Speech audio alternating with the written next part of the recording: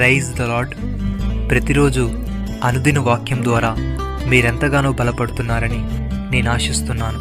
అలాగే మీరు కనుక మన యూట్యూబ్ ఛానల్ని క్రొత్తగా వీక్షిస్తున్నట్లయితే మన యూట్యూబ్ ఛానల్ని సబ్స్క్రైబ్ చేయండి, ఇతరులకు షేర్ చేయండి.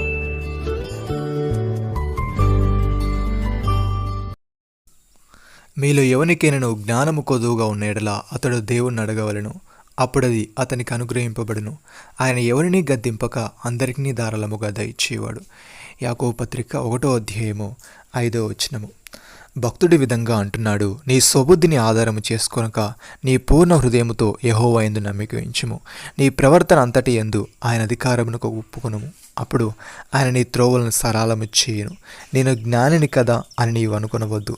యెహోవా యందు భయభక్తులు కలిగి చెడుతనను విడిచిపెట్టుము. అప్పుడు నీ దేహమునకు ఆరోగ్యమును, నీ ఎముకలకు సత్తువును కలుగును. ప్రియమైన సహోదరి సహోదరులారా, ఆయనను బట్టి మనకు కలిగిన ధైర్యం ఏదనగా ఆయన చిత్తానుసారముగా మనమేది అడిగినను ఆయన మన మనవి ఆలకించునన్నది.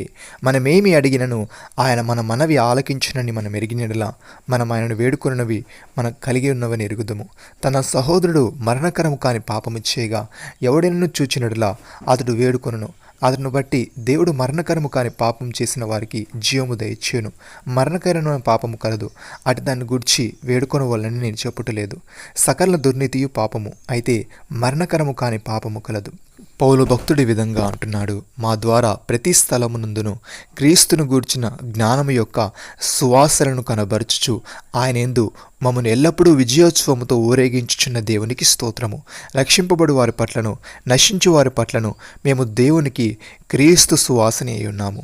నశించు వారికి మరణార్థమైన మరణపు వాసనగాను, రక్షింపబడు వారికి జీవార్థమైన జీవపు వాసనగాను ఉన్నాము. కావున ఇట్టి సంగతులకు చాలించువాడెవడు?